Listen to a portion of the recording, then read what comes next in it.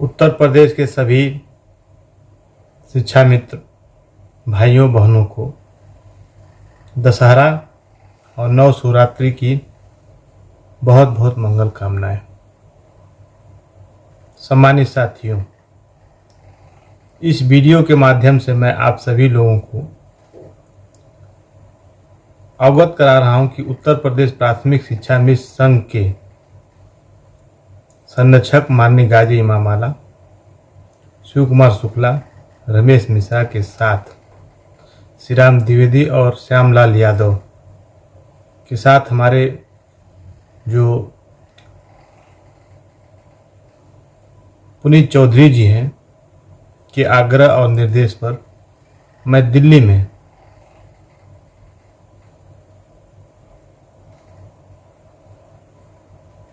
Bharatiya Janata party के सभी संगठन के प्रमुख लोगों के साथ संबंधित मंत्री और अधिकारियों से लगातार मिल रहा हूं।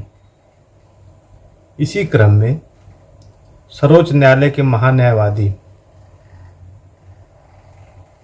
के वेणुगोपाल जी से भी मैं मिला और कल 1 अक्टूबर को 2022 को नियुक्त हुए नवनियुक्त आर वेंकट रमणी, यह वह नाम है जिसको चलती फिरती लाइब्रेरी कहा जाता है विधि के ज्ञान के बारे में।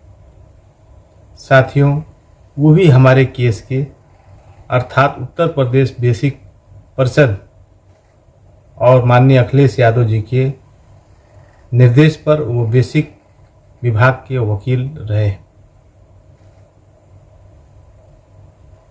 उनको भारत सरकार ने नया अटॉर्नी जनरल ऑफ इंडिया नियुक्त किया है। इसी क्रम में मैं आप लोगों से बताना चाहता हूं कि माननीय आर वेंकट रमणी साहब के निवास पर मैं जाकर उनको मिला, अंग वस्त्र देकर उनको सम्मानित किया और उनका अभिनंदन वंदन किया, जिसका फोटो आप लोगों ने देखा है।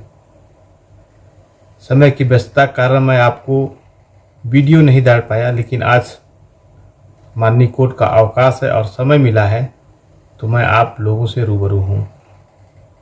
मैं सभी चैनल के, मीडिया के, यूट्यूब के सभी साथियों का आभार व्यक्त करना चाहता हूँ कि आप लोगों ने शिक्षा मित्रों को सही जानकारी करने के लिए समय समय पर मेरे चैनलों का निःशुल्क प्रसारण करते हैं।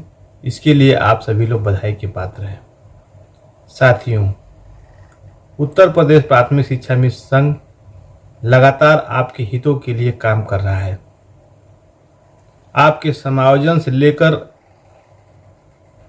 समायोजन निरस्त होने के बाद की स्थिति में अब तक शिक्षा मित्रों से जानने वालों की संख्या में बहुत बढ़ोतरी हुई है।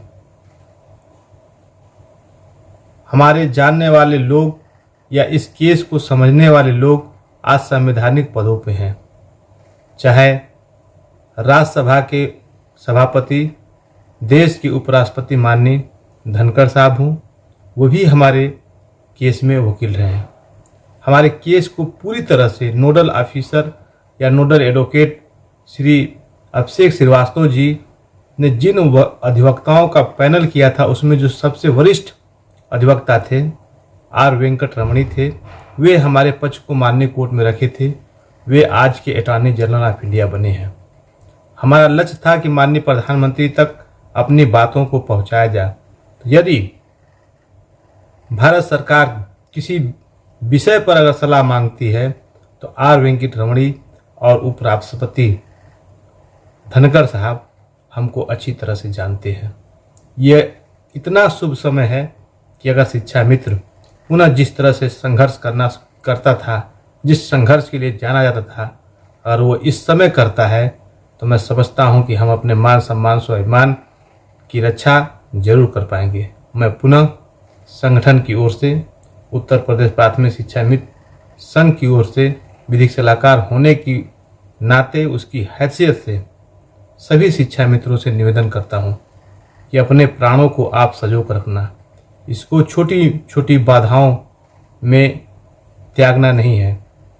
आशा और विश्वास है कि आप अमन चैन से अपने घर में इस दशहरे का आनंद लेंगे और बुराई पर अच्छाई के जश्न में शामिल होंगे।